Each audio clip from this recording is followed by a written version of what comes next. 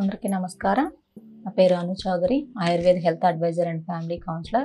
100కి 30% వరకు 30 ఆర్ 40% వరకు మన సొసైటీలో ఈ ప్రాబ్లంతో బాధపడుతున్నారు. అసలు ఈ ప్రాబ్లం ఏంటి, ఎలాంటి ప్రాబ్లం వీళ్ళు ఫేస్ చేస్తున్నారు అని అంటే, ఇది చర్మానికి సంబంధించిన హెల్త్ ఇష్యూ అండి.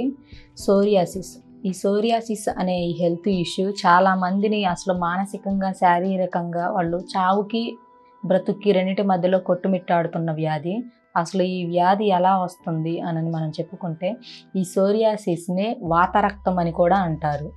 ఈ సోరియాసిస్ అనేది ఎప్పుడు వస్తుంది అని అంటే, కొంతమందికి వంశపారంపర్యంగా వస్తుంది, కొంతమందికి అయితే టోటల్ ఆరోగ్య వ్యవస్థ అనేది దెబ్బతిన్నప్పుడు వస్తుంది. మన బాడీలో ఇమ్యూనిటీ పవర్ తక్కువగా ఉన్నప్పుడు, లేదా మన ఆరోగ్య వ్యవస్థ దెబ్బతింటున్నప్పుడు కూడా ఈ సోరియాసిస్ వచ్చే ఛాన్సెస్ ఉన్నాయి.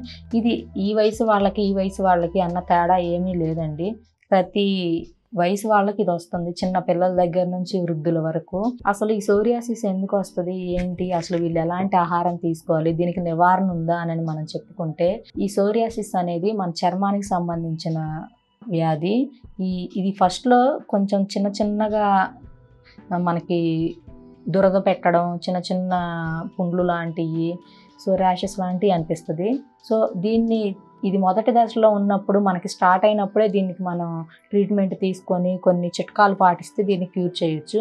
కానీ ఇదేముందిలే, ఏదో మనకి వాతావరణ మార్పుల వల్ల, లేదా మనం కొంచెం మట్టిలో, చిన్నపిల్ల అయితే మట్టిలో ఆడాము అని చెప్పి ఆడతారు కాబట్టి దానివల్ల వస్తుందిలే అని చెప్పి నిర్లక్ష్యం చేస్తే, ఇది మిమ్మల్ని ప్రశాంతంగా ఉండనివ్వదు. ఇది కనుక ముదిరిపోతే మీ బాడీలో అసలు ఈ చర్మం అసలు ఈ సోరియాసిస్ లక్షణాలు ఎలా ఉంటాయి అని అంటే, కొంతమందికి చర్మం మొత్తం బాగా మన లైట్ పింక్ కలర్లో అలా వచ్చి అదంతా పొడలుగా పాము చర్మంలాగా అవుతుంది.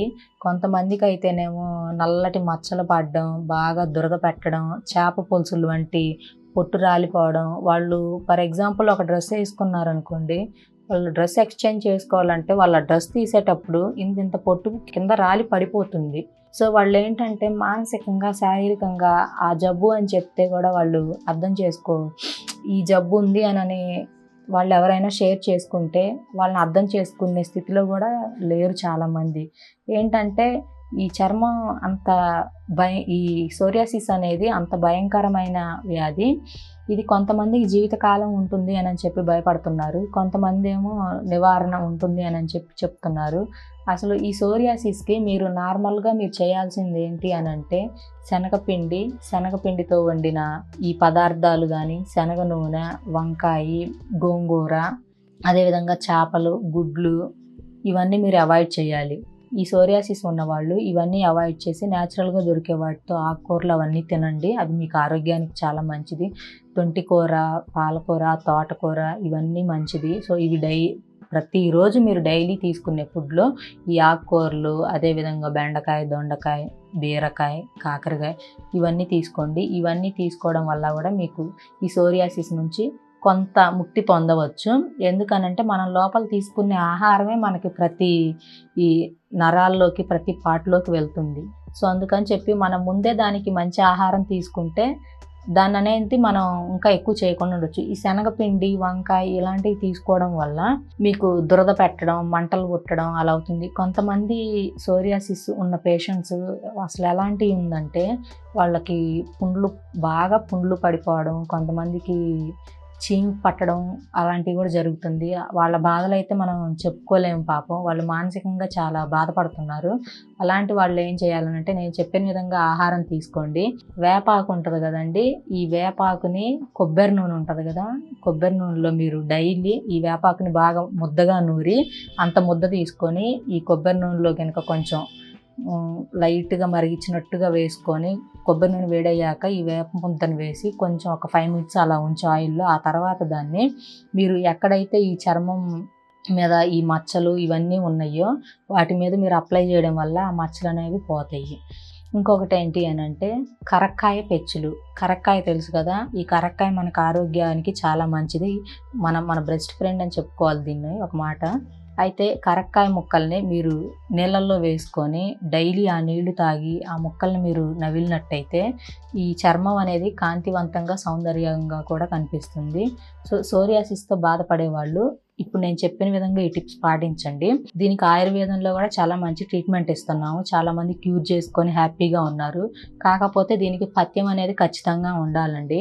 కొంతమంది ఏం చేస్తున్నారంటే పథ్యం ఉండలేక ఈ వ్యాధిని ఇంకా పెంచుకుంటున్నారు. సో దేనికైనా మనకు ఒక సమస్య వచ్చినప్పుడు దానికి మనం కఠినమైన దీక్ష చేస్తేనే, కఠినమైన ఉపవాసం ఉంటేనే కొన్ని వ్యాధులు మనం క్యూర్ చేసుకోగలం. సో అందుకని చెప్పి ఈ సోరియాసిస్ ఉన్న వాళ్ళు మేము చెప్పిన విధంగా డైట్ ఫాలో అయ్యి మేము ఇచ్చే ఆయుర్వేద మందులు వాడినట్టయితే ఈ చర్మంలోకి వెళ్ళి ఏదైతే ఉందో ఆ బ్యాక్టీరియా లేదా వైరస్ని దాన్ని చంపేస్తుంది మేము ఇచ్చే మందులకి.